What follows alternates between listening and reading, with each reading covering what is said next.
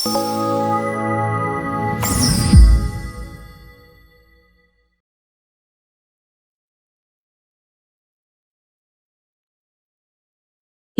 ఇటీవల జరిగిన 12 రోజుల యుద్ధ సమయంలో ఆ దేశ సుప్రీం లీడర్ అయతుల్లా అలీ ఖమేనీని హతమార్చాలని తాము లక్ష్యంగా పెట్టుకున్నామని ఇజ్రాయెల్ రక్షణ శాఖ మంత్రి ఇజ్రాయెల్ కాట్జ్ సంచలన వ్యాఖ్యలు చేశారు.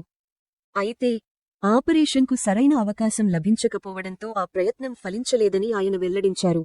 ఈ వ్యాఖ్యలు పశ్చిమాసియాలో తీవ్ర కలకలం రేపుతున్నాయి. ఇజ్రాయెల్కు చెందిన ఛానల్ 13కు ఇచ్చిన తాజా ఇంటర్వ్యూలో కాట్జ్ ఈ కీలక విషయాలు బయటపెట్టారు. మేము ఖమేనీని అంతమొందించాలని అనుకున్నాం, కానీ అందుకు ఆపరేషనల్ అవకాశం చిక్కలేదు అని ఆయన స్పష్టం చేశారు. తమ దాడికి భయపడి ఖమేనీ అజ్ఞాతంలోకి వెళ్లిపోయారని కాట్జ్ ఆరోపించారు.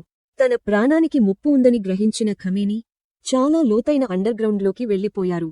ఇజ్రాయెల్ తొలిదశ దాడుల్లో మరణించిన ఇస్లామిక్ రెవల్యూషనరీ గార్డ్ కార్ప్స్ కమాండర్ల స్థానంలో వచ్చిన వారితో కూడా ఆయన సంబంధాలు తెంచుకున్నారు అని కాట్జ్ పేర్కొన్నారు.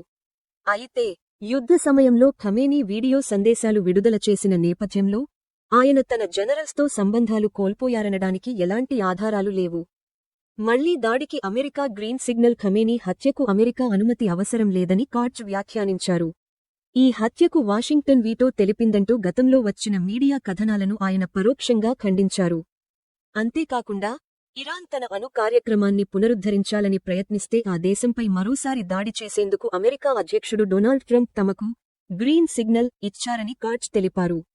ఈ దాడి తర్వాత ఇరాన్ తన అణు కేంద్రాలను పునరుద్ధరించుకునే పరిస్థితి ఉంటుందని నేను అనుకోవడం లేదు అని ఆయన ధీమా వ్యక్తం చేశారు. విజయం మాదంటే మాది. ఇటీవల అమెరికా మధ్యవర్తిత్వంతో ఇరుదేశాల మధ్య కాల్పుల విరమణ ఒప్పందం కుదిరిన విషయానికి తెలిసిందే. అమెరికా దాడులకు ప్రతిగా ఇరాన్ ఖతార్లోని అల్ ఉదైద్ ఎయిర్ బేస్పై క్షిపణి దాడి చేయడంతో యుద్ధం ముగిసింది. ఈ యుద్ధంలో ఘన విజయం సాధించామని ఇరుదేశాలు ప్రకటించుకుంటున్నాయి. ఇరాన్పై మేం దృఢ సంకల్పంతో పోరాడి గొప్ప విజయం సాధించాం.